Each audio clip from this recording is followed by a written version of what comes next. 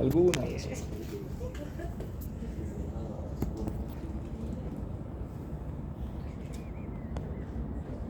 Muy bien, nos hemos quedado aquí en la clasificación histológica de los tumores benignos de ovario. ¿Se ve, no? Sí.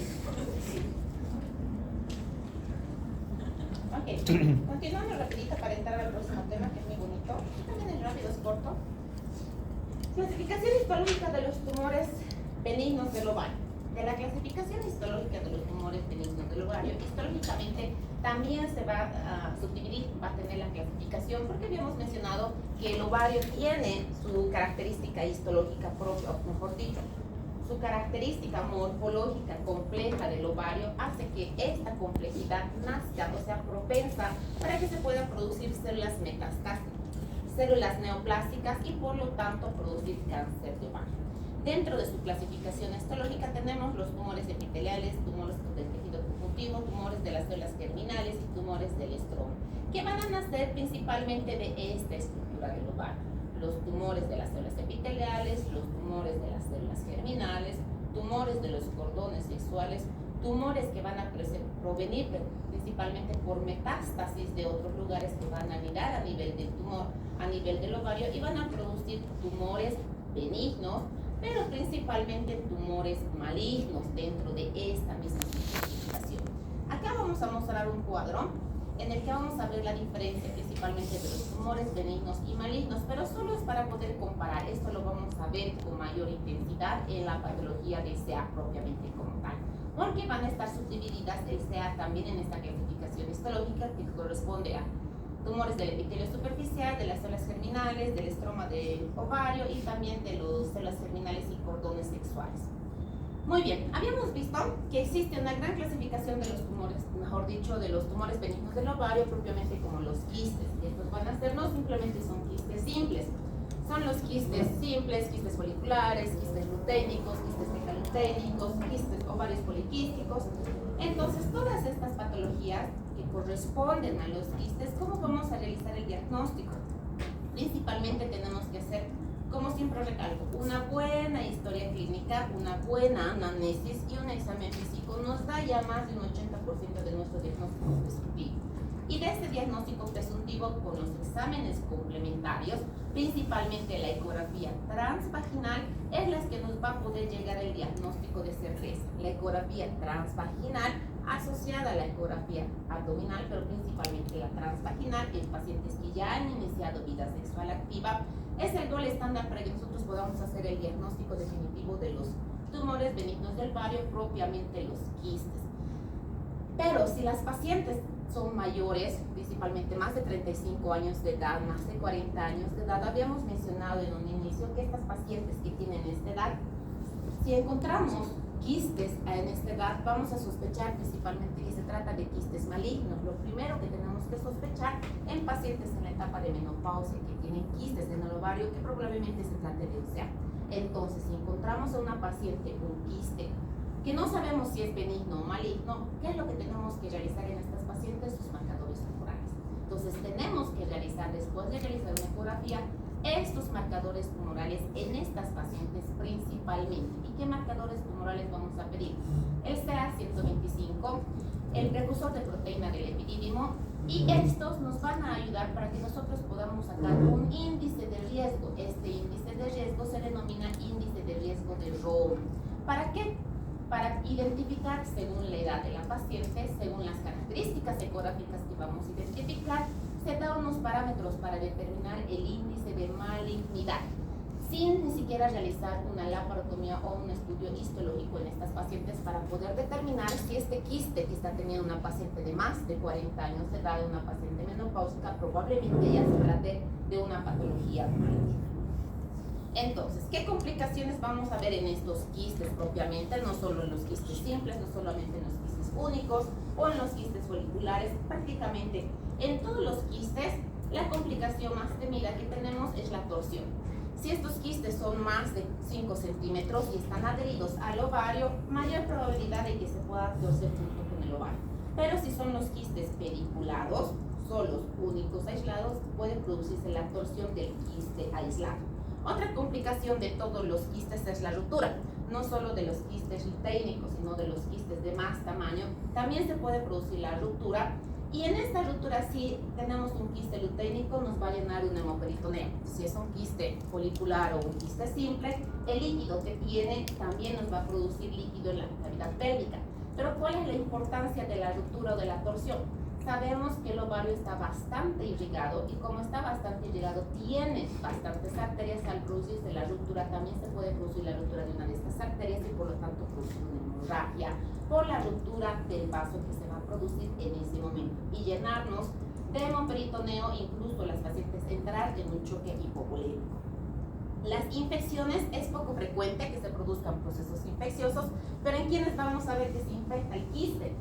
Buen día. Principalmente en aquellas pacientes que tienen enfermedad pélvica inflamatoria, que la infección va a salir a través de las trompas produciendo una salpingitis y puede producir la infección a nivel del quiste.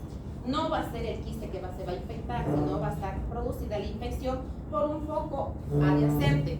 O en pacientes que tienen apendicitis o peritonitis por apendicitis, una infección a nivel del ovario, entonces va a contaminar el ovario y puede producir la infección a nivel del quiste en el ovario.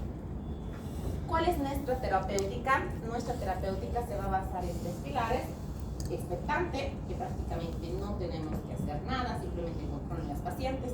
Tratamiento médico, que se va a basar cuando las pacientes tengan alteraciones, principalmente en la menstruación, alteraciones hormonales, el tratamiento médico. Y por último, el tratamiento quirúrgico. Entonces, si tenemos una paciente que viene en nuestra primera consulta, ¿qué es lo primero que tenemos que realizar? Hacerle su anamnesis, su exploración física y solicitar nuestro estudio de laboratorio de complementación. Si tenemos los quistes simples, que estos van a ser quistes simples aislados, lo único que tenemos que hacer es control.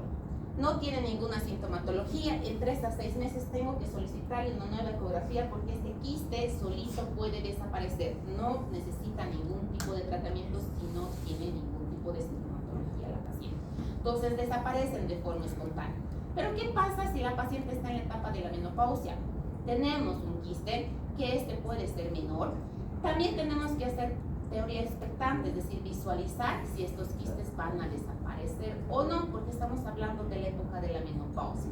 Pero si vemos que persisten, tenemos que mandarle a hacer la que es sus marcadores tumorales específicos de la paciente, principalmente el CA125, para determinar si estos se van a encontrar elevados o no. Si estos se encuentran elevados, ya voy a poder hacer mi índice de Roma, es decir, mi índice de malignidad, para poder determinar el procedimiento quirúrgico que voy a realizar en las pacientes. Si nuestro CA125 no está elevado, y estamos hablando de una paciente en la etapa de la menopausia, que son quistes menores, ¿qué es lo que tenemos que realizar? Podemos realizar lo que es observación, revaloración, si no tenemos ningún tipo de alteración. No todas las pacientes menopáusicas van a entrar a procedimiento quirúrgico porque sabemos que en la etapa de la menopausia las hormonas ya cambian. Y como estos quistes son estrógeno dependientes, entonces tengo que valorar a la paciente de forma rutinaria para verificar que en ningún momento se eleve ninguno de estos marcadores tumorales y nos pueda causar probablemente un CA de ovario posteriormente. Pero se recomienda principalmente cirugía si estos ya son mayores de 5 centímetros. Entonces, ¿en qué se basa la cirugía? En hacer la quistectomía, extirpación del quiste de ovario. Esto que estamos viendo acá es el quiste, aquí está el útero y esta es la trompita. Acá viene la trompa, acá se está viendo parte del ovario y todo esto es el quiste. Entonces, ¿qué tenemos que hacer? Cirugía. Laparotomía si estos quistes son mayores y laparoscopía si son menores de 5 centímetros. ¿Por qué? Porque por la laparoscopía no vamos a poder extraer el quiste en su totalidad. ¿Qué tenemos que hacer en la laparoscopía? Aspiración, aspirar el líquido que tiene y después retirar el resto de la bolsita que ha quedado. También se puede hacer en forma quirúrgica la resección en cuña. ¿En qué consiste esto? Cuando está bastante adherido al ovario el quiste y no podemos retirar en su totalidad, podemos reseccionar parte del ovario y retirar el quiste o en su totalidad, la totalidad del ovario en caso de que no podamos retirar el quiste. Si tenemos estas pacientes que son de más de 45 años y hemos extirpado este quiste, también tenemos que ver su riesgo de índice de malignidad. ¿Por qué? Porque les vamos a mandar este quiste que estamos retirando al estudio histopatológico para que nos dé el diagnóstico definitivo del origen de la formación del quiste. Entonces, esto en forma general, ¿qué es lo que tenemos que realizar? La exploración física, una anamnesis bastante detallada, verificar si los quistes ecográficamente, después de realizar una ecografía, habíamos mencionado la clasificación de Novak, que es la clasificación más sencilla. Si son quistes sólidos o quistes quísticos, es decir, quistes de origen líquido, para poder determinar de forma ecográfica las características de este quiste y poder realizar el seguimiento en estas pacientes, solicitar los marcadores tumorales en pacientes que ya son menopáusicas y en pacientes principalmente en la etapa de fertilidad. Si no tiene sintomatología, repito, simplemente si son quistes aislados, lo único que tenemos que hacer es observación, no necesitamos ningún tipo de tratamiento y su revaloración. En caso ya de sospechar malignidad o quistes mayores, sí podemos realizar lo que es la cirugía, la laparoscopia, o si afecta la fertilidad de las pacientes que ya inician con sintomatología, así sean quistes pequeños, menos de 5 centímetros, tienen sintomatología, alteración en sus ciclos menstruales, empiezan a generar mayor cantidad de quistes en los ovarios, que se llama cuando nos reportan ecográficamente síndrome de ovario poliquístico o poliquistosis ovárica. Poliquistosis ovárica, la ecografía jamás nos va a dar el resultado de síndrome de ovario poliquístico. El síndrome de ovario poliquístico lo diagnosticamos nosotros, el ecografista no. La ecografía lo único que nos va a indicar son múltiples quistes foliculares, quistes quísticos, quistes luténicos, pero no nos va a dar el reporte de ovario poliquístico.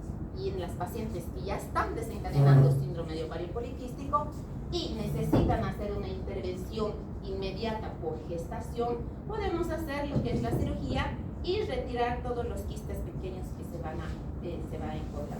¿Okay?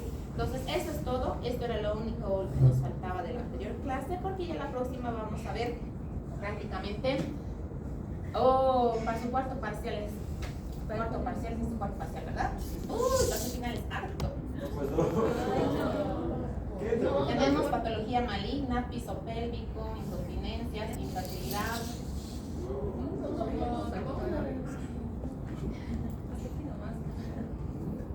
Muy bien.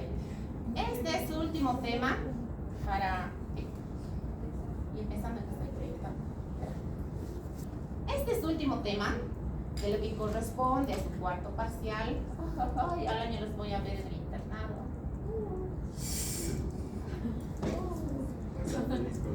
Van a estar todos internos, terminales.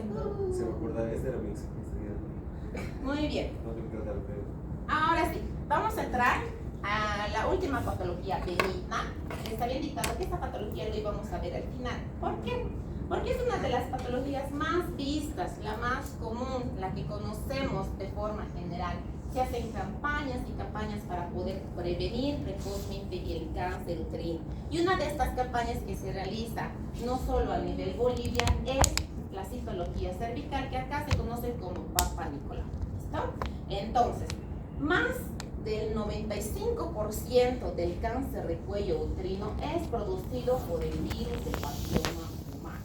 Entonces, este virus es el que produce principalmente cáncer de cuello uterino. Por eso es que tantas campañas de prevención para poder realizar el diagnóstico precoz. El diagnóstico precoz de esta patología.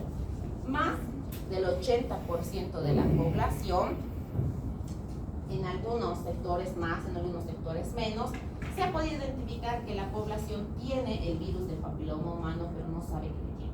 ¿Listo?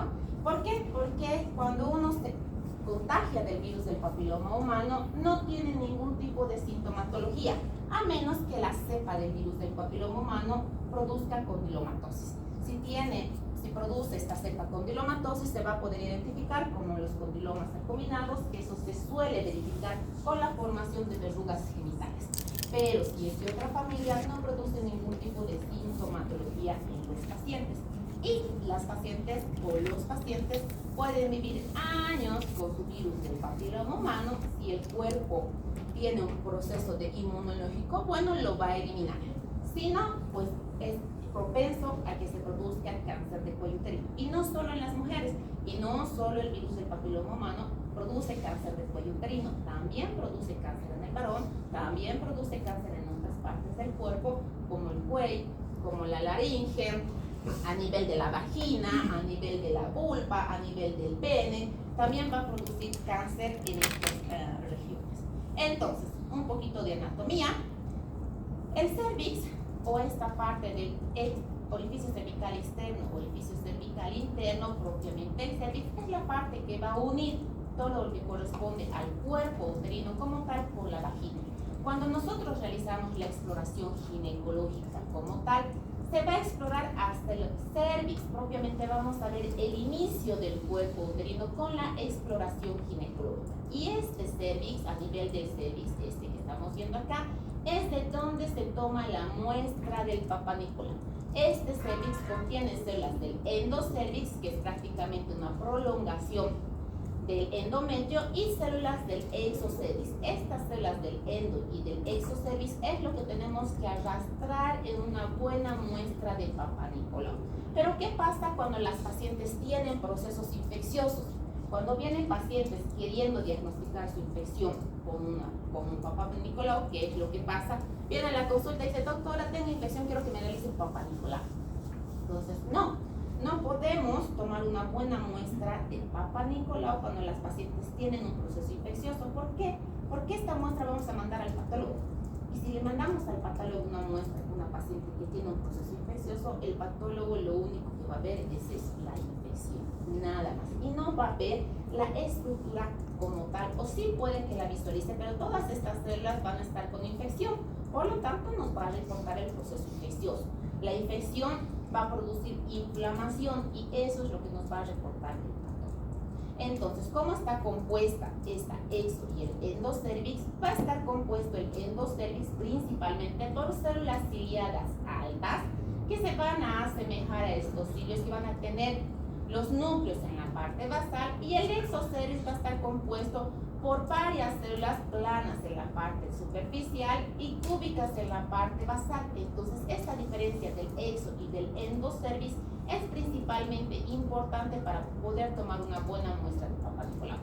Y esta unión del exo y el endocervix, la parte en la que se une el exo y el endocervix, se denomina zona de transición. Y esta zona de transición es la que representa el límite histológico entre lo que es el exo y el endocervix, pero donde se producen los cambios principales que van a producir displasias y metaplasias en esta zona de transición, porque cambia el epitelio. Entonces, esta zona es la más importante que se puede diferenciar en lo que corresponde el epitelio del exo y el endocervix para poder identificar transformaciones. Entonces, en una muestra de Papá Nicolau, una muestra de citología cervical, estas son las muestras que tenemos que tomar, que se tienen que arrastrar. Todo este epitelio del exo y el endocervix va a estar compuesta por células superficiales, células intermedias, células parabasales y células basales.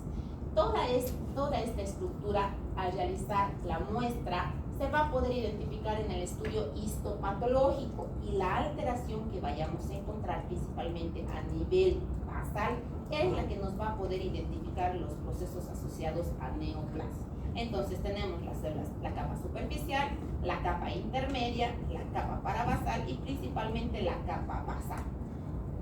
¿Qué pasa con el virus del papiloma humano? Como había mencionado en un inicio en el preámbulo, el virus del papiloma humano es la causa principal de la infección que nos va a llegar a producir el cáncer de cuello uterino, la papilomatosis humana. En algunos casos, estas células pueden transformarse, estas células que se van a contagiar por el virus del papiloma humano, se van a transformar en malignas, cancerosas como tal, por lo tanto van a llegar a producir virus oncogénico. No todas las familias del virus del papiloma humano significa sinónimo de CA. De esta gran familia del virus del papiloma humano, que son más de 100, son 30 los serotipos, o más de 30 los serotipos ya identificados los que producen cáncer de cuello uterino. El resto del cuerpo los puede eliminar, pero no significa que si una paciente se ha contagiado del virus del papiloma humano de una cepa no oncogénica, que no se va a contagiar más, nunca más de una cepa oncogénica. No, pues una vez que tuvo contacto de una pareja con el virus del papiloma humano, con una cepa no oncogénica, puede tener contacto con otra pareja que tenga la cepa oncogénica y también desarrollar posteriormente el SARS. ¿Cuál ha sido lo más importante de esta patología? ¿Por qué la importancia del Papa Nicolau? Porque se vio que había altas tasas de índice de mortalidad por cáncer de cuello uterino, la principal causa de muerte femenina, cáncer de cuello uterino. Pero un científico ha recibido el premio Nobel al poder describir, principalmente en 2008, no muy lejano, todos han debido nacer ya desde el 2008, ¿no? Sí. Entonces, no muy lejano, no hace mucho atrás, 2008 ha descubierto que gracias al virus del papiloma humano, estas pacientes desarrollaban cáncer de cuello uterino y ha recibido el premio Nobel por poder identificar la causa principal del cáncer de cuello uterino. Y esto ha contribuido a que se haga más cantidad de estudios y poder identificar que simplemente tomando muestras del endo y del exocervix podemos salvar la vida de una gran cantidad de pacientes. La cantidad de pacientes, el índice de mortalidad que antes se tenía por cáncer de cuello uterino era elevadísimo. Se han planteado desde entonces las metas del milenio de poder reducir esta cantidad de infección por el virus del papiloma humano que ya le hemos pasado, no lo hemos cumplido. Pero ahora hay unas nuevas metas, buenos días, que se está tratando de llegar hasta el 2030, que lo vamos a ver en unos minutos. ¿Listo? Entonces, ¿qué es el virus del papiloma humano? Este virus tiene un ADN, por eso su replicación a nivel celular. Este virus de ADN tiene una circular bicatenario sin envoltura, pero va a contener una cápside proteica que es la que va a contener esta información genética y se va a poder replicar a nivel del núcleo de la célula normal o también a nivel de las mitocondrias. Algunos tipos son importantes que estos van a causar el cáncer de senos y también van a estar asociados a tumores malignos y tumores extragenitales. ¿Cuál es la principal? Estos son los tipos. De toda la familia del virus del papiloma humano, que son más de 100 tipos, se ha podido identificar en la actualidad que a nivel del tracto genital inferior llegan a infectar por lo menos 40 tipos. De estos que van a infectar en el canal genital, van a estar asociados al cáncer de cuello uterino por lo menos unos 30 tipos de virus del papiloma humano, de toda esta familia del virus del papiloma humano. De estos 30 tipos que van a producir cáncer de cuello uterino, tenemos, o de la totalidad de estos tipos, tenemos los que son oncogénicos, no oncogénicos, los de alta especificidad, los de baja especificidad, pero gracias a poder identificar los tipos oncogénicos se han podido desarrollar las vacunas. Pero las vacunas que tenemos solo abarcan a 4 tipos de virus del papiloma humano, pero los cancerígenos son por lo menos ya más de 30, que van a producir infecciones cutáneas, a nivel de las mucosas. Acá tenemos la clasificación específica de los virus de bajo riesgo, que tenemos las vacunas 6 y 18, que también son oncogénicas, y las de alto riesgo, la 16 y las 10 o 18. De esta cantidad también existen otras de bajo riesgo, que se están realizando sus estudios en la actualidad, y las de alto riesgo, pero repito, la única cantidad de vacunas que tenemos son para estos 4 tipos. No hay más vacunas, teniendo en cuenta que son más de 30 los subtipos del virus del papiloma humano que va a desarrollar cáncer de cuello uterino. Entonces, ¿cuáles son los más frecuentes que vamos a identificar en el tracto genital inferior? De estos, los más frecuentes que encontramos, los de baja oncogenicidad, son los condilomas acuminados, es decir, la condilomatosis. La condilomatosis, las verrugas genitales, es parte de la familia del virus del papiloma humano. Y entre estos también se van a encontrar parte de esta familia 6 y 11 y otros. Es por eso que pacientes que identificamos con condilomatosis genital, que es prácticamente los únicos que producen sintomatología, porque se va a poder evidenciar estas verrugas genitales. Entonces, pacientes que identificamos con condilomatosis tienen que hacer de forma más seriada sus controles citológicos, de forma seguida, persistente. ¿Para qué? Para que posteriormente no tengamos complicaciones por la adquisición de este virus. Las lesiones premalignas 16, 18, las que contamos vacunas, pero también tenemos 31, 33, 45 y las que nos van a producir cáncer de cuello uterino. Entonces, ¿cuál es su fisiopatología? ¿Cómo es que este virus se transforma? ¿Cómo es que se adhiere a nivel del cervix a través del contacto sexual? Y va a llegar a transformarse y producir una lesión preinvasora y posteriormente una lesión invasora.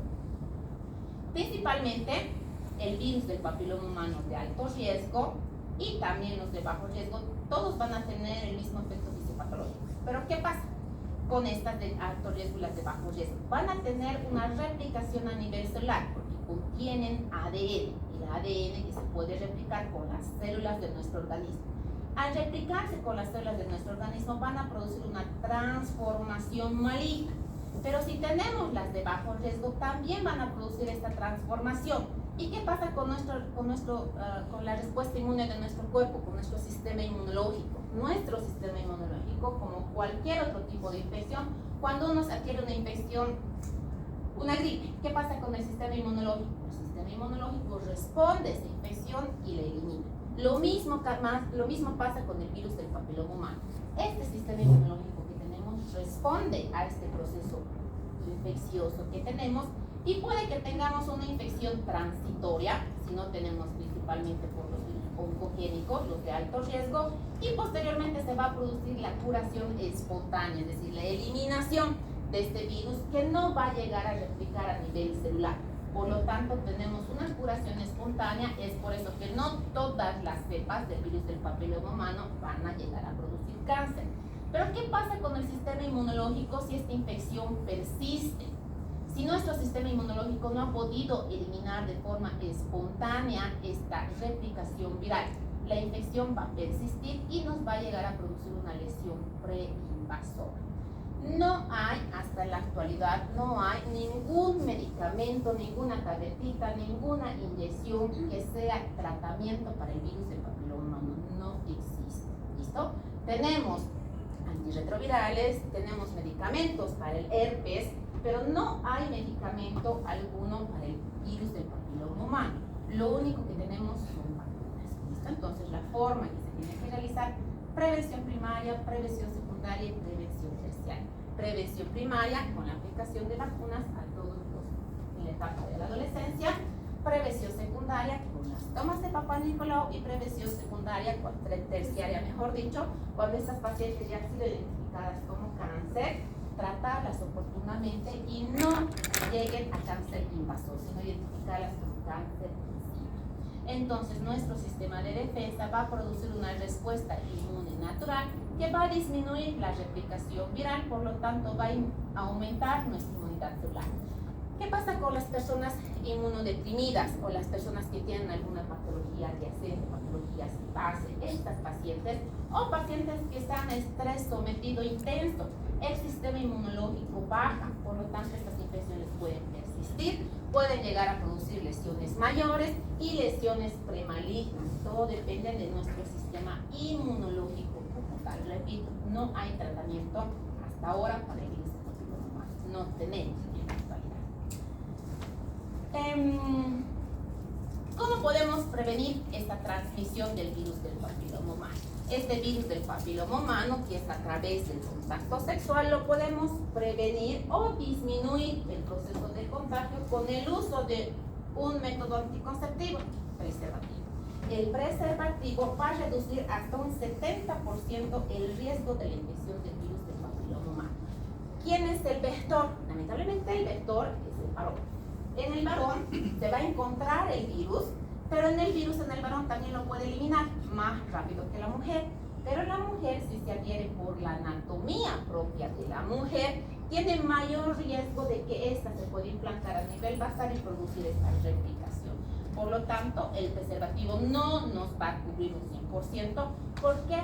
Porque el contacto sexual, es decir, el coito vaginal, no es la única forma de contagio del virus del papiloma humano. Existe el contacto de las mucosas, contacto oral, contacto rectal, también el contacto vertical, que es la transmisión que se va a producir en pacientes que tienen virus del papiloma humano que pueden llegar a producir durante el parto a sus productos, al recién nacido, y también en la cesárea.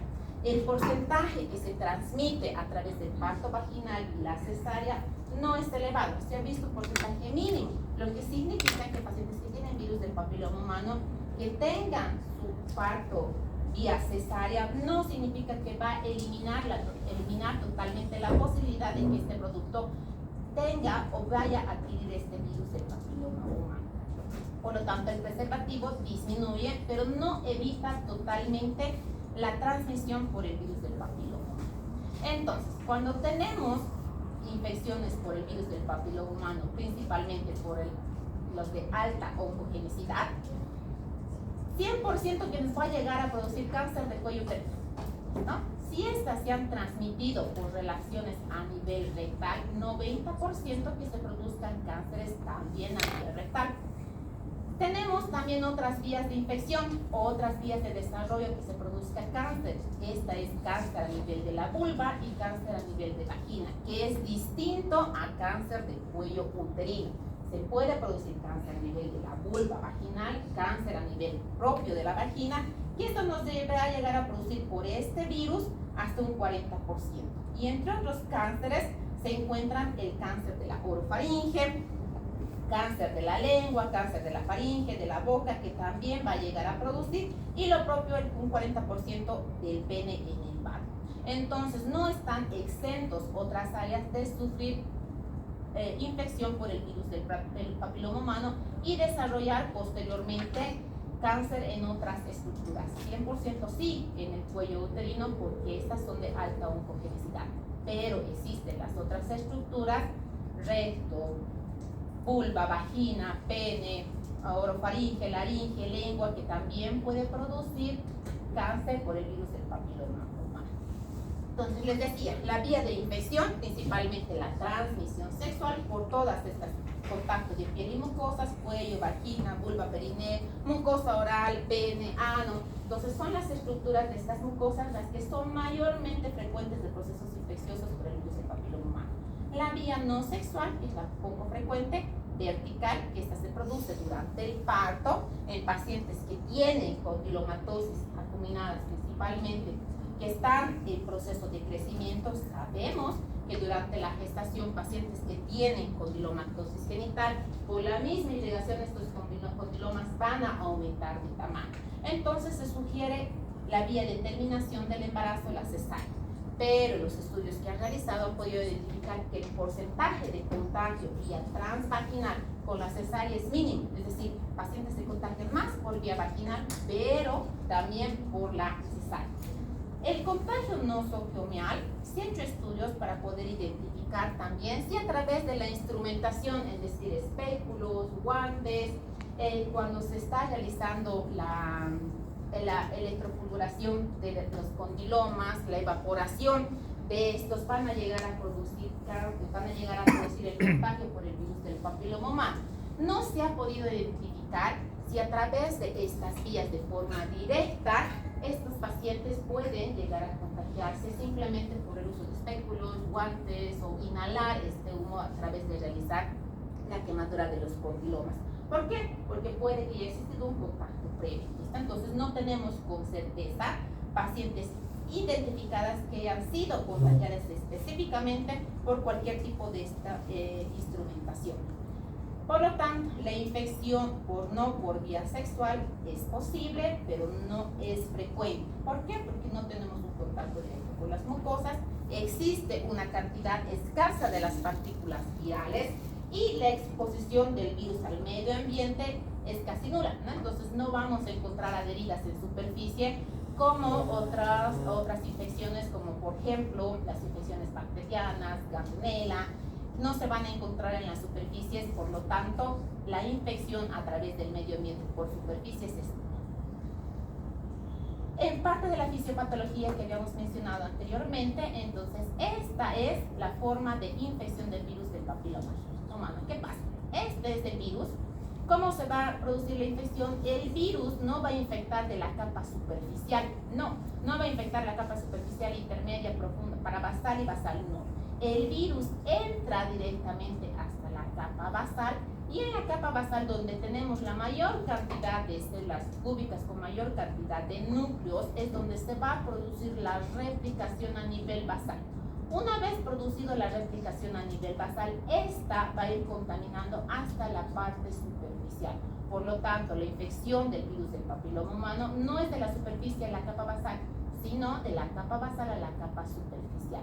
Esta infección, esta replicación va a ir transformando estas capas hasta la superficie, y es donde vamos a poder identificar. Por eso en las muestras de Papá Nicolau arrastramos todas estas capas, exo y endocelis. Tenemos que tomar una buena muestra de Papá Nicolau para poder identificar toda esta estructura en el momento que estamos mandando al patólogo.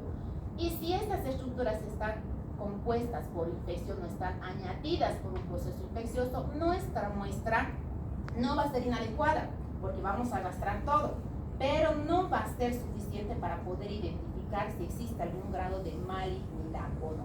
Lo mismo, el proceso infeccioso del virus del papiloma humano va a entrar hasta las capas basales, va a producir la replicación en la capa basal. Una vez producida la replicación viral en la capa basal, esta va a empezar a producir la replicación hacia la parte superficial, produciendo una infección por el virus del papiloma humano, que nuestro cuerpo lo puede eliminar, sí lo puede eliminar por las defensas, pero si tenemos virus del papiloma humano de alta oncogenicidad o oncogénicas propiamente dichas, no lo va a poder eliminar en su totalidad. ¿Y qué es lo que va a producir? La invasión de estas células transformadas cancerígenas, produciendo cáncer in situ y posteriormente cáncer invasivo. Lo mismo, la replicación a nivel basal. Esto lo puse acá. ¿Por qué? Porque esta historia natural de la infección del virus del papiloma humano, hasta yo lo he visto cuando estaba de estudiante.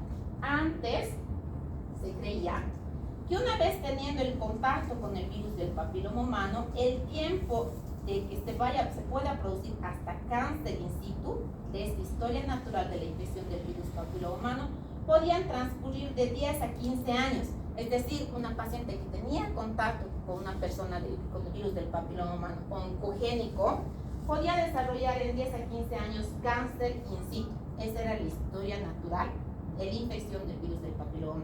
Actualmente ya no tenemos estos 10 a 15 años. ¿Por qué?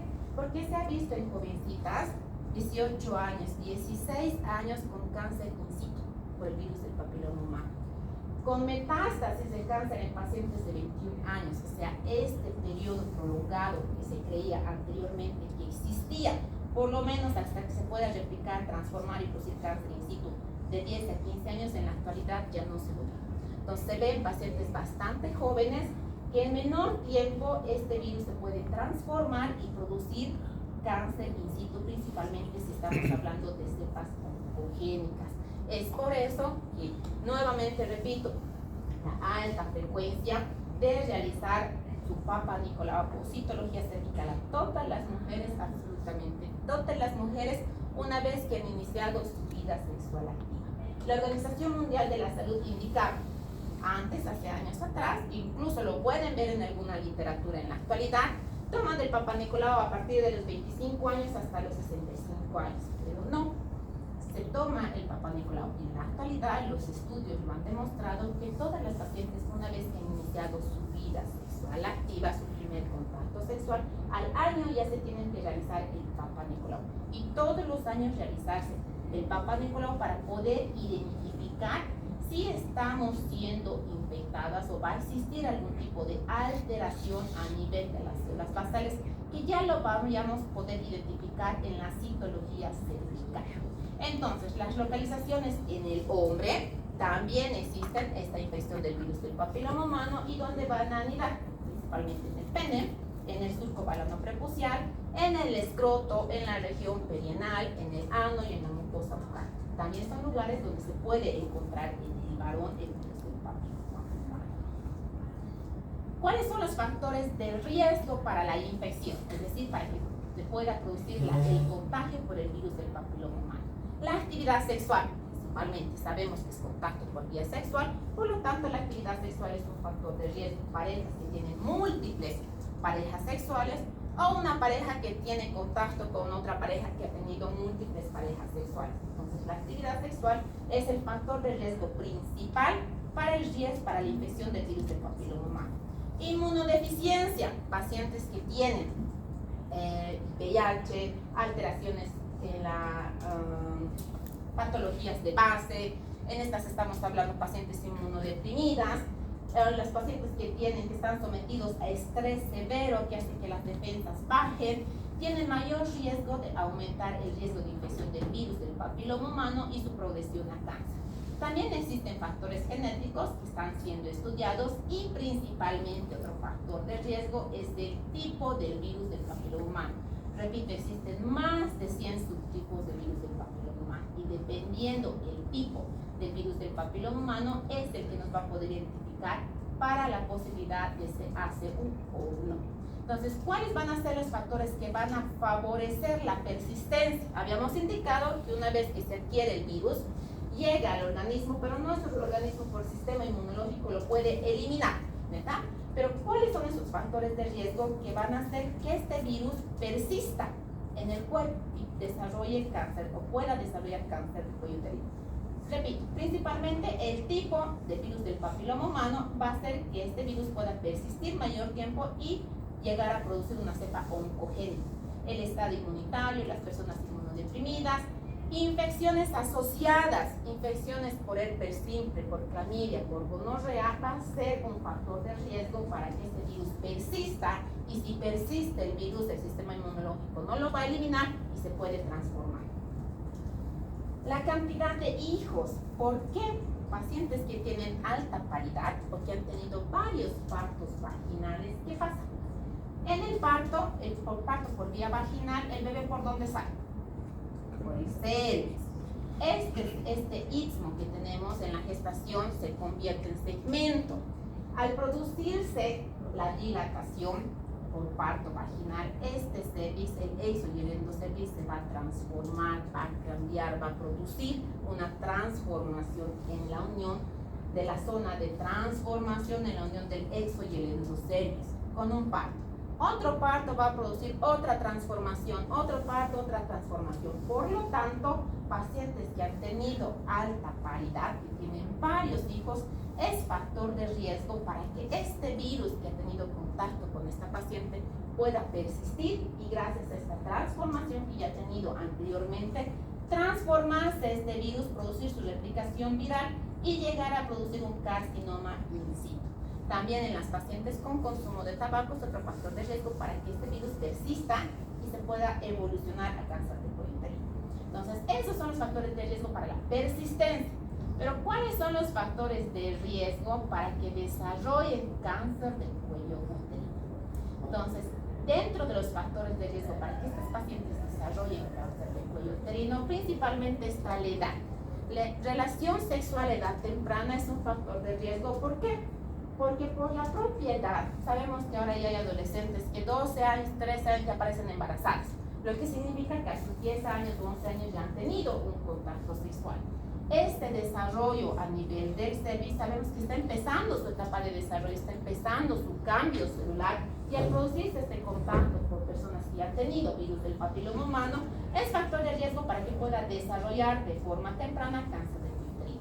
Las múltiples parejas sexuales también es otro factor de riesgo, tabaquismo, edad temprana en la que se produce el término de un embarazo, es decir, pacientes que se han embarazado en edades muy tempranas, pero que han culminado su gestación, que han tenido una gestación, también es otro factor de riesgo. Uso prolongado de anticonceptivos orales, principalmente a base estrogénica. ¿Por qué? Porque el estrógeno va a actuar a nivel del endometrio y sabemos que el endocervix es parte de esta prolongación del endometrio.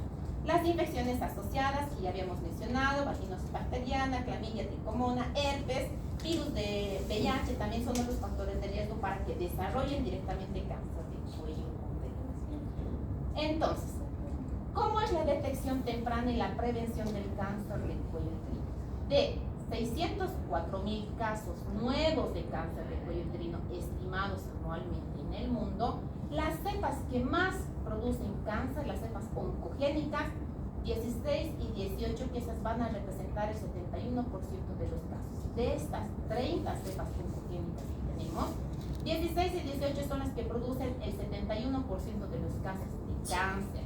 Los demás van a representar un 19%, 31, 33, 45, 52, 58, que también son oncogénicas, solo un 19%. Por eso la importancia de la vacuna de estas cepas, 16 y 18. También está bien documentado que casi el 90% de las infecciones incidentes por virus del papiloma humano desaparece en los 2 años por el sistema inmunológico de nuestro cuerpo. Pero si estas infecciones persisten, un 10% de estas mujeres va a llegar a producir cáncer de cuello uterino. Si bien la alta prevalencia de la infección del virus del papiloma humano es bastante elevada, no significa que todas las mujeres infectadas por virus del papiloma humano van a desarrollar cáncer de cuello uterino. Existe el riesgo, sí, pero no todas las que se están contagiando van a desarrollar cáncer. ¿Por qué? Porque sabemos que a nivel celular inmunológico lo podemos eliminar. Entonces, la vía más infección habíamos hablado.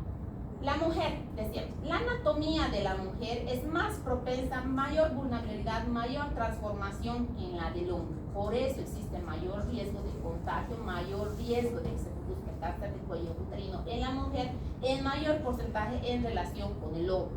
El hombre, por su anatomía, por su historia, por su evolución natural anatómica, este virus lo puede eliminar. Pero existe también el riesgo de que se produzca cáncer a nivel del pene, del escroto, en el varón producido por el virus del papiloma humano. Entonces, si lo que les decía anteriormente, si una mujer tiene una infección por el virus del papiloma humano, ¿significa que está protegida de que no se contagie por otros virus? No. Que una mujer haya tenido infección por el virus del papiloma humano de una cepa no oncogénica no significa que no se va a contagiar de otra cepa. Se puede contagiar de otra cepa, por lo tanto la inmunidad para esa cepa está establecida, pero no para las otras cepas. Y esto es lo que pasa con las vacunas. Las vacunas que tenemos para las 4 cepas solo nos va a cubrir estas 4 cepas, pero hay un 19% de cáncer de las pacientes que desarrollan por las otras cepas oncogénicas. ¿Cuáles son los exámenes que tenemos que solicitar principalmente a las pacientes? El conocido, el que realizamos siempre, todos los años realizarse el Papa Nicolau. El Papa Nicolau es un examen sencillo, fácil de realizar, no necesita ningún tipo de intervención quirúrgica, no necesita anestesia para poder realizar la toma del Papa Nicolau. ¿Y quiénes debemos tomar la toma? Nosotros tenemos que tomar una buena toma del Papa Nicolau. Después de realizar el estudio del Papa Nicolau, dependiendo del resultado del Papa Nicolau, como ya habíamos visto anteriormente, vamos a solicitar la colposcopía a nuestros pacientes. ¿Cómo vamos a realizar la colposcopía? ¿Se acuerdan qué pruebas tenemos que hacer en la colposcopía?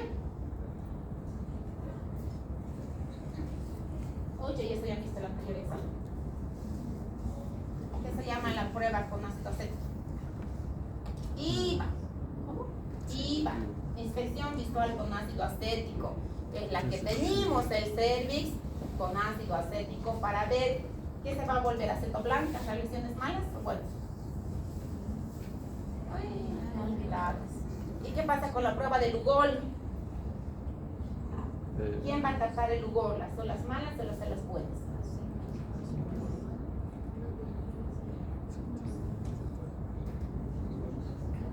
¡Oh!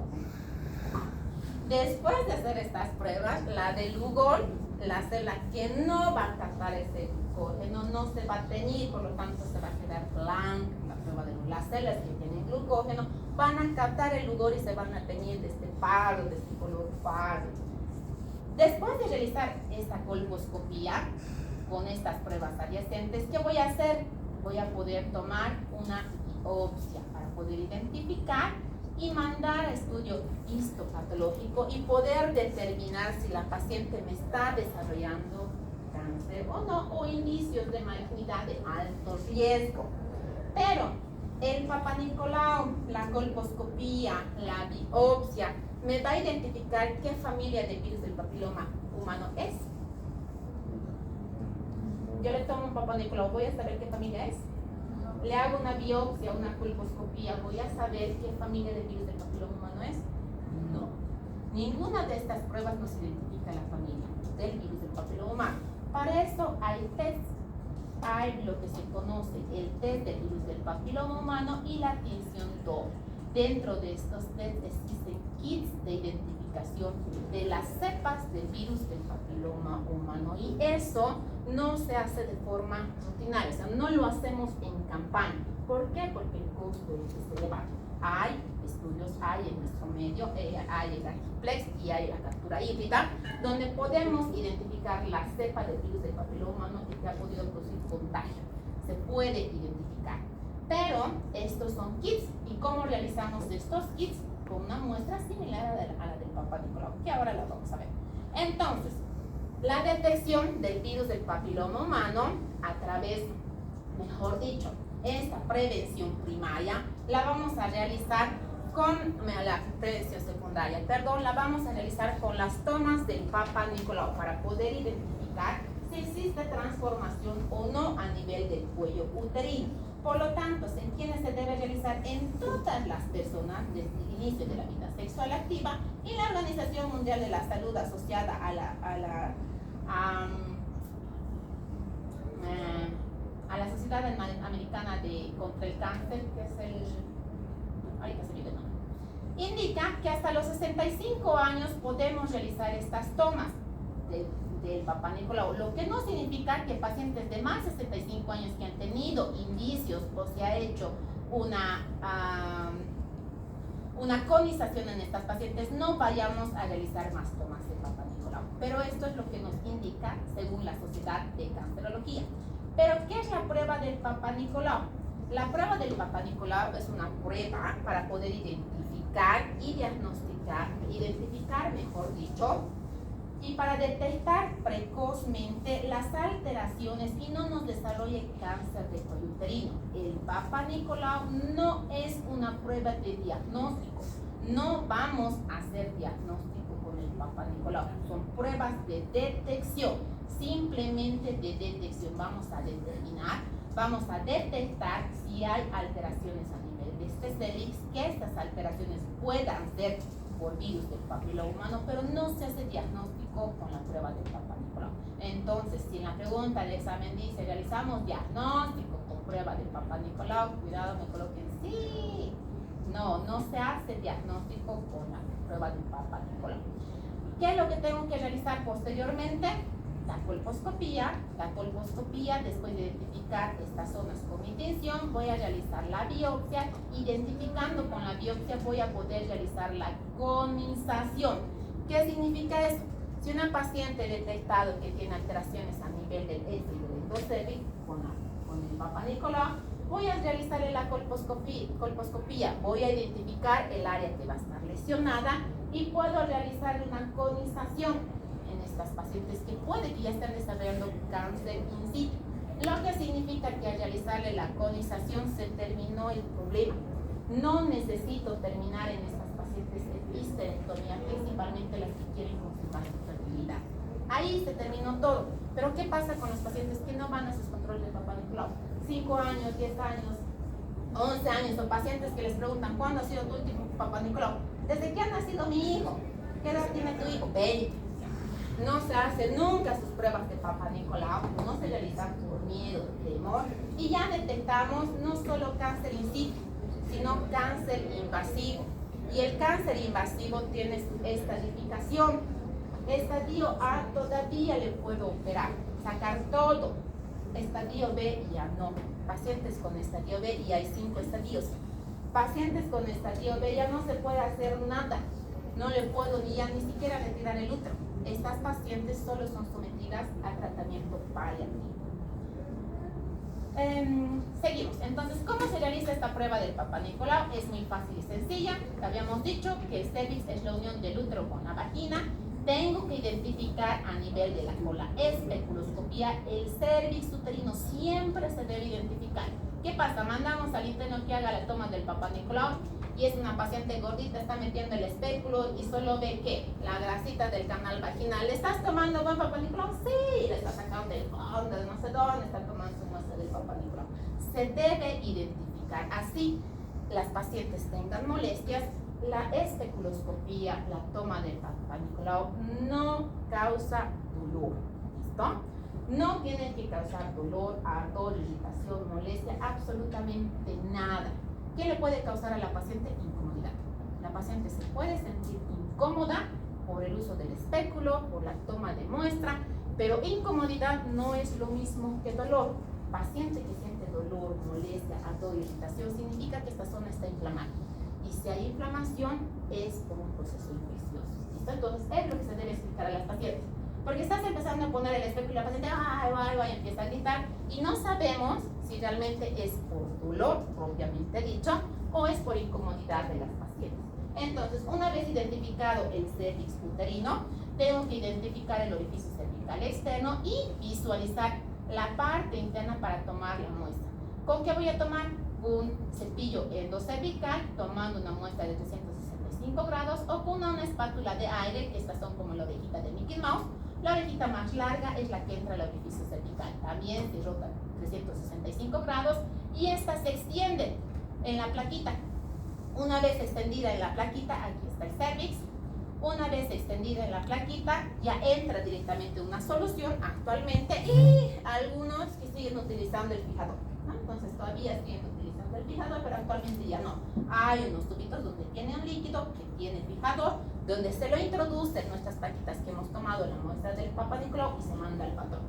Cuando tomamos esta muestra desde orificio cervical externo e interno, células del exo y del endocervix, estamos tomando también la zona de transformación, voy a mandar todo esto al patólogo.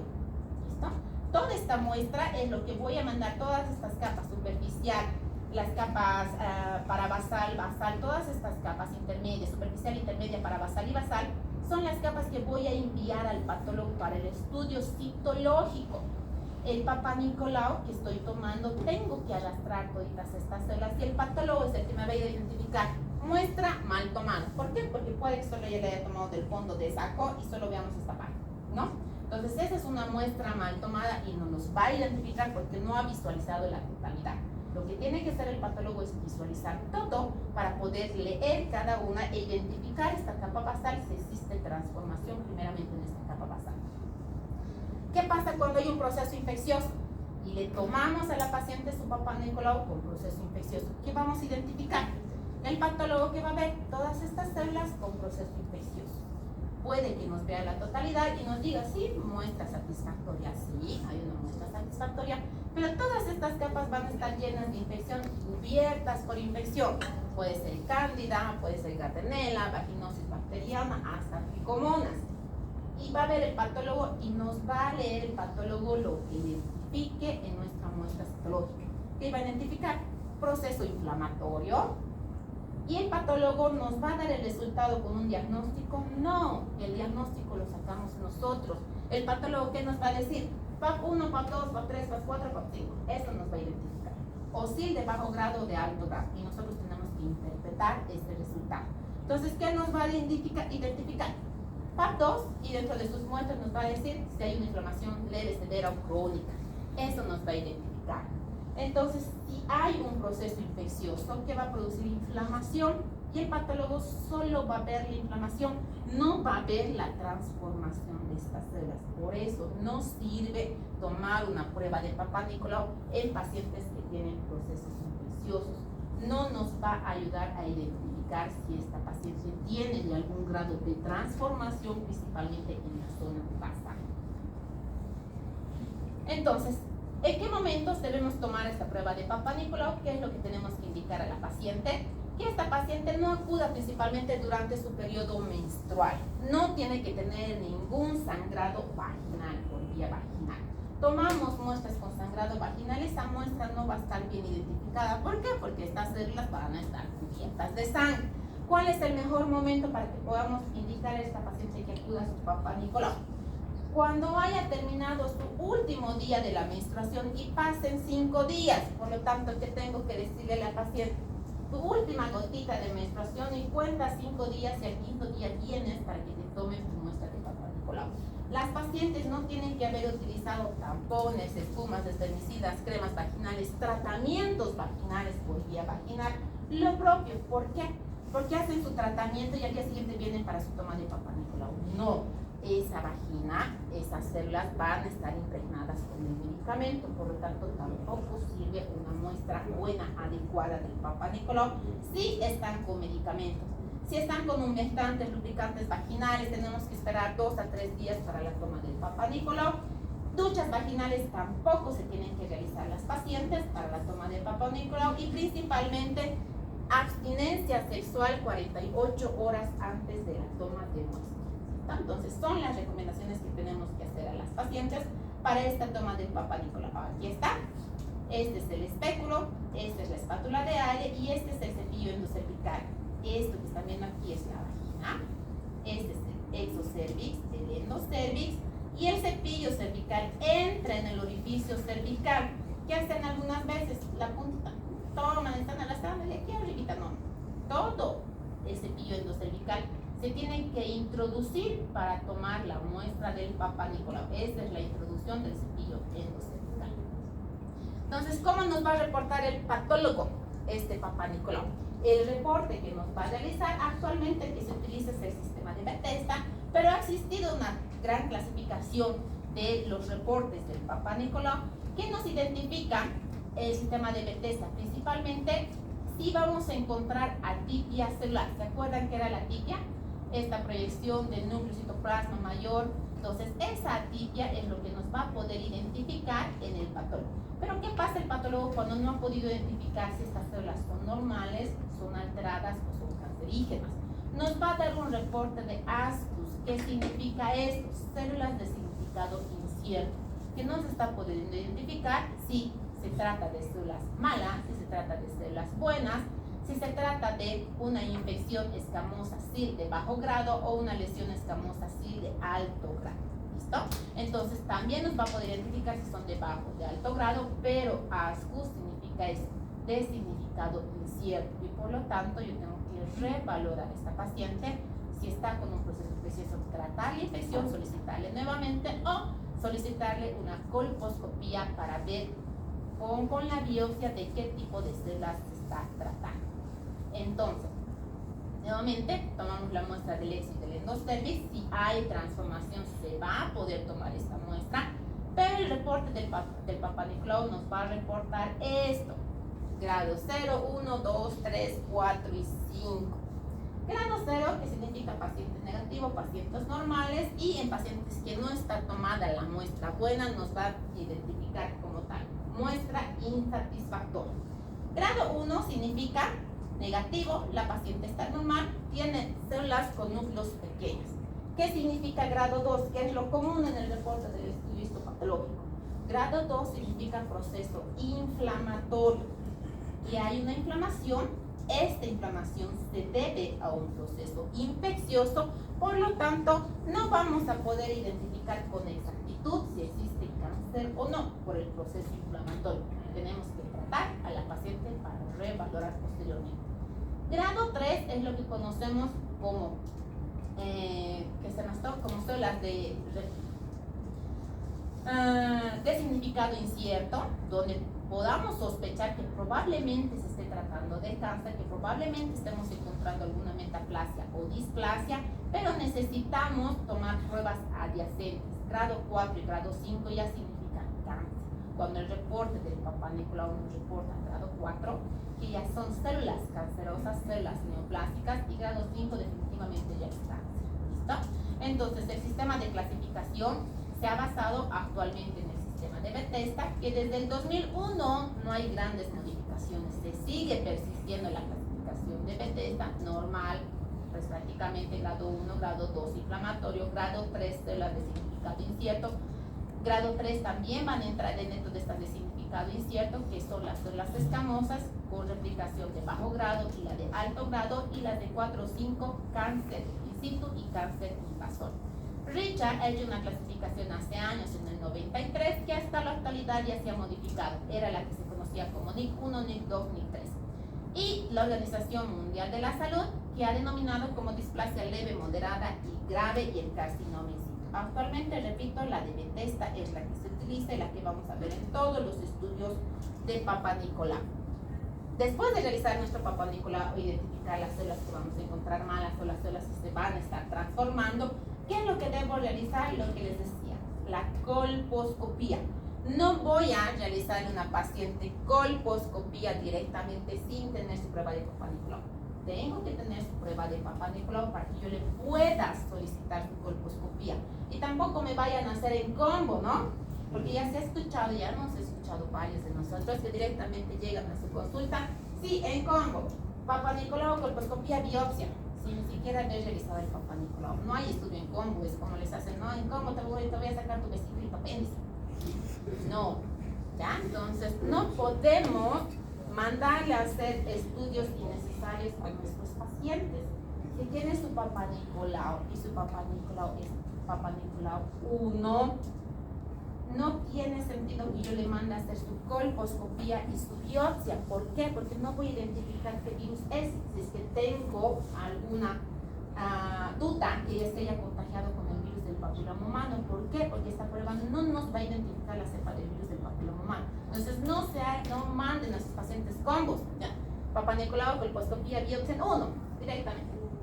Y las pobres pacientes están caminando con su receta buscando que se hagan hacer todo en 1. No. Primero, Papa Nicolau, y con el reporte voy a solicitar si es necesario la colposcopía y si es necesario la biopsia. Entonces, en la colposcopía voy a identificar qué. Tengo que utilizar mis pruebas, ¿no? Las pruebas de IVA, que es el ácido acético, y la prueba de Lugol. Con ambas voy a identificar si estas se tiñen o no se tiñen para poder tomar mi biopsia. Una vez tomada la biopsia, voy a poder identificar con exactitud si estas células son buenas o son malas, porque ya estoy tomando biopsia de la zona de la lesión. Entonces, la biopsia va a ser el diagnóstico definitivo de la lesión de esta zona. Si tomo una biopsia y me identifica lesiones malignas, lesión de bajo grado o de alto grado específicamente, yo voy a poder realizar la conización en estas pacientes. O si me están desarrollando este carcinoma in situ, también lo voy a poder identificar con la toma de biopsia. Y si tengo esta ya normalidad identificada en el cervix, voy a poderle realizar la conización. Voy a poder realizar la conización con asa relief o con cono frío. Y se terminó el problema. Esta paciente no va a tener que someterse a una esterectomía, no va a tener que someterse a una cirugía mayor. ¿Por qué? Porque ya he podido identificar con la colposcopía y la biopsia la transformación de estas células, siempre y cuando encontremos de forma temprana. Acá, que ya están viendo acá, este es un cervix, se ven su vascularidad aumentada, hay puntillado, hay zonas en forma de mosaico, hay glándula, lo que significa que esta zona se ha transformado, porque como es el epitelio del exo y del endocervix células ciliadas y exocervix, epitelio escamoso estratificado no queratinizado, ¿verdad? Entonces, en esto ya vamos a poder identificar las sospechas de una lesión, pero si son lesiones invasivas, invasoras, carcinoma en situs profundos, ya no voy a poder solucionar el problema con una simple conización. ¿Listo? Entonces, todas estas pruebas les decía que es para poder eliminar la zona dañada, como la manzanita que se está empezando a podrir, agarro y le saco y listo. Pero no me va a detectar la familia del virus del papiloma humano. ¿Qué pruebas existen para detectar la detección del virus del papiloma humano? Existe una prueba que se llama la prueba de captura híbrida, en la que voy a poder identificar el genoma del virus del papiloma humano. Por lo tanto, el riesgo y la amplificación si se trata de una familia oncogénica o no oncogénica. También se va a poder realizar pruebas de amplificación de los fragmentos del ADN viral e identificar también mediante la reacción en cadena polimerasa este tipo de familia del virus del papiloma humano. Y por último tenemos la detección del ARN mensajero, que esta se va a poder identificar la expresión de los genes de las oncoproteínas del virus, principalmente la E y E7, para poder identificar también la familia del virus del papiloma humano. Estas pruebas sí nos va a identificar. ¿Por qué? Porque hay pacientes que dicen, no, sí, he tenido una pareja, he tenido múltiples parejas sexuales, mi papá Nicolau sale normal, pero quiero saber si me he contagiado o no del virus del papiloma humano. No le voy a hacer colonoscopia, no le voy a hacer biopsia, no le voy a hacer una conización. Tengo que solicitarle una de estas pruebas. Captura híbrida, amplificación o PCR que se llama, que es la amplificación del fragmento del ADN, o la detección del ARN mensajero. Estas pruebas sí me va a identificar si esta paciente ha sido contagiada por el virus del papiloma humano y qué familia del virus del papiloma humano le ha contagiado. ¿Listo? Papa Nicolau no, colposcopía no, biopsia no. Entonces, dentro de estos marcadores y test y modelos para identificar las familias del virus del papiloma humano, tenemos gran variedad. Estas son nombres comerciales, que es el COVAX 480, el Oncroclarin, que van a identificar prácticamente las cepas. ¿Cuál es la que tenemos en nuestro medio más nosotros? El Angiplex. El Angiplex, que va a detectar cada uno de estos virus del papiloma humano y nos va a reportar si son oncogénicas o no son oncogénicas, principalmente 14 tipos de los oncogénicos. Y de estas también tenemos lo que es la captura híbrida y la detección doble, la prueba de tinción doble, que detecta la presencia de proteínas específicas como la P16 y el Ki67. Estas nos van a poder identificar también si la paciente ha sido infectada o no por el virus del papiloma humano y qué prueba y qué familia del virus del papiloma humano ha contagiado a esta paciente. ¿Y cómo se realizan estas pruebas? Son kits y estas pruebas se realizan igual que el Papa Nicolau. ¿Listo? Son muestras que se toman del ESO y del endocervix. Nos mandan los kits para que podamos tomar nosotros. ¿Por qué? Porque ahora ya hay los estudios donde toman las muestras a las pacientes. Van las pacientes y toman la muestra. Pero ¿qué pasa? A veces el que está tomando la muestra no arrastra la muestra del ESO y el endocervix, y este kit no me va a ser satisfactorio, o sea, no me va a identificar todas las cepas. Por lo tanto, lo ideal es que nos manden todo el kit a nosotros y nosotros podamos tomar esta muestra. Y aquí vamos a ver cómo es la muestra. Esto era lo que les decía, que la Organización Mundial de la Salud ha implementado todos estos kits, todas estas muestras, todas estas campañas de diagnóstico para la detección precoz del cáncer de cuello uterino, para que en el 2030 cumplamos los objetivos de 90, 70, 90. ¿Y en qué consiste esto? 90% de la población sean las niñas vacunadas con el virus del papiloma humano. 70% de la población de estas mujeres que puedan ser sometidas a tamizaje y screening del virus del papiloma humano. Y 90% de estas mujeres que ya han sido identificadas con el virus del papiloma humano puedan recibir tratamiento oportuno. Se está tratando de llegar a estas metas del 90, 70, 90 en todos los países. Lamentablemente, por la época de la pandemia, esto se ha suspendido, porque ha habido una gran cantidad de pacientes que no han hecho sus controles de citologías cervicales anuales.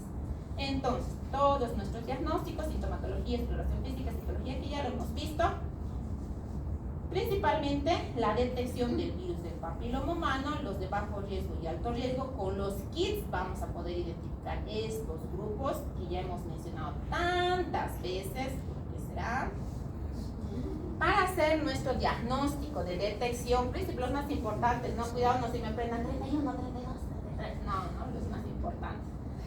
De estos, mediante la captura híbrida voy a poder identificar y tipificar el tipo del virus del papiloma humano. ¿Y qué es la captura híbrida? ¿Cómo la voy a realizar? Esta es una prueba de laboratorio que se utiliza para identificar la presencia del virus del papiloma humano y principalmente detectar este ADN del virus. ¿Y cómo se realiza? Nos mandan un kit, que es como una cajita, en la cual vamos a tener que un cepillo endocervical y un frasquito. ¿Cómo tengo que tomar la muestra? Agarro el cepillo endocervical, tengo que girar 365 grados a un lado, 365 grados al otro lado y nuevamente 180 a un lado. Retiro mi cepillito, lo coloco en el frasquito, saco su palito, este que están viendo acá, lo rompo y en el frasquito tengo que agitar. Esto no se manda así, agito el frasquito, para que se disuelvan todas las células que he tomado y se puede identificar estos fragmentos del ADN. Y una vez identificados estos fragmentos del ADN, el resultado de captura híbrida me va a identificar. Sí, paciente positivo, identificado cepa 6, 18, 20, 21. Paciente negativo, no se ha identificado ninguna cepa. Si no se identifica ninguna cepa, significa que esta paciente tiene alta probabilidad que no haya sido contagiada en ningún momento por el virus del papiloma humano. ¿Listo? Si nos identifica positivo cepas, sabemos que cepas han sido contagiadas y han sido contagiadas por cepas de alta oncogenicidad o por cepas de baja oncogenicidad. ¿Listo? Entonces es lo que nos va a detectar la captura híbrida. La detección de PCR también se toma con una muestra de Papa Nicolau, que también tiene su kit específico. Este es el Angiplex, que se toma la muestra, también se hace el rotar 365 grados. Después de rotar 365 grados se coloca una plaquita especial y eso se lo manda también a estudios de laboratorio, que va a identificar mediante la detección del ADN por el PCR, poder identificar estas cepas si son oncogénicas o no son oncogénicas, y en el resultado también nos va a decir cepas oncogénicas, si son 16, 18 cepas no oncogénicas, y vamos a saber si esta paciente ha sido contagiada o no con el virus del papiloma humano. Las dos pruebas que más se realizan acá, pero estas pruebas no es de acceso económico fácil. Ha habido campañas del Angiplex, principalmente la maternidad ha sido el único centro que ha podido realizar, creo que a 350 era el precio para poder realizar de forma accesible para las pacientes, poder identificar si han sido contagiados o no con el virus. Las pruebas hay, pero son caras. ¿Listo? Captura híbrida es una de las más baratas porque está alrededor de 700 más o menos, pero del Angiplex está más de 1000. Por eso se ha hecho esa campaña de que estas pacientes o toda la población podría haber ido, principalmente en la etapa del Día de la Madre, que en México fuera, creo que alrededor de 350 estaban, para que se pueda realizar y detectar si han sido o no contagiadas con el virus del papiloma humano. Lo mismo, ¿cuál es la predicción? Las pacientes que salen positivo, ya sea en la captura híbrida o en el PCR, no significa que toditas estas pacientes que estamos identificando van a desarrollar cáncer de cuello uterino. ¿Ok? Porque si nos sale positivo con alguna de las cepas, ¿qué pasa con el sistema inmunológico? Lo puede eliminar y no desarrollarnos cáncer. Entonces, todas las que vayamos a tener captura híbrida positivo no es sinónimo de cáncer. Cuidado, venga su paciente con su captura híbrida positivo, ay señora, está con cáncer. No, no significa que vaya a desarrollar cáncer. Significa que ha sido contagiada por el virus del papiloma humano con una de estas cepas o varias de estas cepas. Pero si el test es negativo, si el test nos sale negativo, es muy difícil que esta paciente desarrolle cáncer de cuello uterino. ¿Por qué? Porque no ha sido contagiada por el virus del papiloma humano. Y sabemos que más del 95% del cáncer de cuello uterino es por el virus del papiloma humano. ¿Listo? Gracias a esto, a estas campañas que se ha podido realizar, esta detección, cuáles son de las cepas más oncogénicas, se ha instaurado lo que son las vacunas. Y las vacunas se ha podido realizar para 4 cepas específicas. Y estas vacunas se colocan a todos los niños y niñas adolescentes en la edad de 12, 13 años. Antes, incluso creo que es ahora, anteriormente, cuando se implementó las vacunas, indicaron que se debían colocar a todos los niños a partir de los 9 años. Entonces, han mandado una gran cantidad de vacunas para a partir de los 9 años. Entonces, se han colocado las vacunas y como las vacunas estaban en proceso, que sabemos que son los virus que las están introduciendo, que han creado los niños, principalmente en el lado de la India también han llegado esas vacunas aquí, se hizo un show, todo. ¿Por qué? Porque estaban produciendo alteraciones neurológicas, paraplegia, displasia, en las pacientes, en las niñas que habían sido inyectadas con la vacuna. Se ha retirado todo ese stock y han mandado nuevos stocks de vacuna. ¿Para qué? Para que se pueda introducir la vacuna hasta los 12, 13 años de edad en las niñas y niños. ¿Qué pasa con las pacientes que ya han tenido actividad sexual? ¿Será que pueden aplicarse la vacuna? Sí, pueden recibir la vacuna. ¿Pero qué cepas cubre?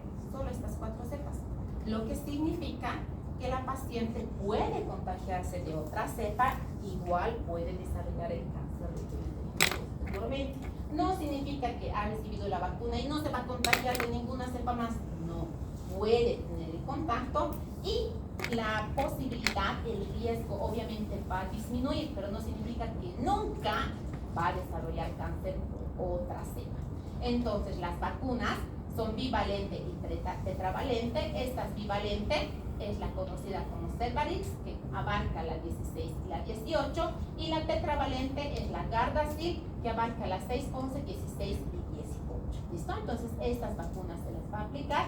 Ya está organizada por, o mejor dicho, dispuesta por la Organización Mundial de la Salud. ¿Para qué?